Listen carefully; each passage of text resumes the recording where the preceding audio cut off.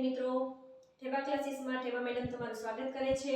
ફરી વિજ્ઞાનનું આઈએમપી લઈને આવી છું અને આ વખતે ચેપ્ટર આપણું છે એક 11 અને એક છઠ્ઠું ચેપ્ટર। તેમાં આઈએમપી છે 11 નંબરના ચેપ્ટરમાં એક 46 નંબરના પ્રશ્નની અંદર આ 5 પ્રશ્નોમાંથી કોઈ પણ પૂછાઈ શકે છે।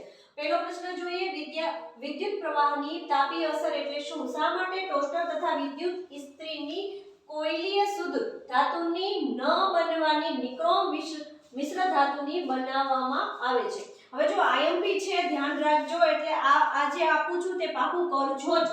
બીજો પ્રશ્ન, અવરોધોના શ્રેણી જોડાણ માટે સમતુલ્ય અવરોધનું સૂત્ર તારો। આઈએમપી છે, સૂત્ર તારવાની વાત કરી છે અને ખૂબ જ અગત્યનો પ્રશ્ન છે। ત્રીજો પ્રશ્ન, અવરોધોના સમાંતર જોડાણ। જો અહીંયા શ્રેણી જોડાણ અને અહીંયા સમાંતર જોડાણ માટે અસમતુલ્ય અવરોધનું સૂત્ર તારો। આઈએમપી પ્રશ્ન છે ભાઈઓ તથા બહેનો।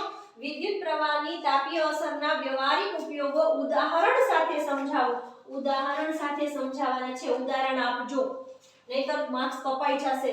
જો અહીંયા અસર પણ બતાવવાની છે, તેના ઉપયોગ અને ઉદાહરણ સાથે સમજાવવાના છે। હવે જુઓ બાળકો, મોસ્ટ આઈએમપી આમાં દાખલા પૂછાવાના છે વિજ્ઞાનમાં। હવે જોઈએ કે દાખલા નંબર એટલે કે આ 11મા ચેપ્ટરમાંથી ઉદાહરણ લેશે 11.5, 11.7, 11.8, 11.9, 11.10 અને 11.13 આ જે છે ઈ ઉદાહરણ છે 11મા ચેપ્ટરના ઉદાહરણ છે અને આ જ ચેપ્ટરના સ્વાધ્યાયના દાખલા 6, 12, 15, 13, 16 અને 18 આ બધા આઈએમપી છે।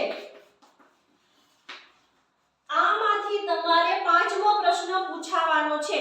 પાંચમો પ્રશ્ન એટલે કે 46 ક્રમમાં પાંચમો ક્રમ આપેલો છે મેં, તે પૂછાવાનો છે, એટલે તમે જોઈ લેજો આ ઉદાહરણ અને સ્વાધ્યાય। હવે જોઈએ પ્રકરણ 6 નિયંત્રણ અને સંકલન। તેમાં 41 નંબરનો જે પ્રશ્ન આવશે તમારે ક્વેશ્ચન પેપરની અંદર, તેમાં પહેલો પ્રશ્ન, લડવાની કે દોડવાની સ્થિતિમાં કયો અંતસ્ત્રાવ દ્રવે છે?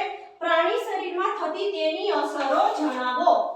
ત્યાર પછી મનુષ્યનું અંતસ્ત્રાવના અસંતુલનથી સર્જાતી અનિયમિતતા અથવા ખામીઓ સમજાવો। જો અનિયમિતતા લખી હોય, ઈ ના લખ્યું હોય તો ખામી લખી હોય તો તે તમારે દર્શાવવાનું છે અને આઈએમપી છે।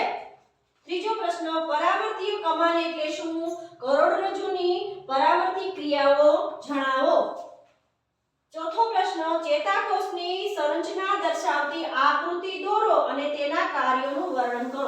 ચેતાકોષની આકૃતિ લગભગ 5 થી 6 વર્ષ લગી પૂછાણી છે, ગયા વર્ષ પણ પૂછાયેલી હતી।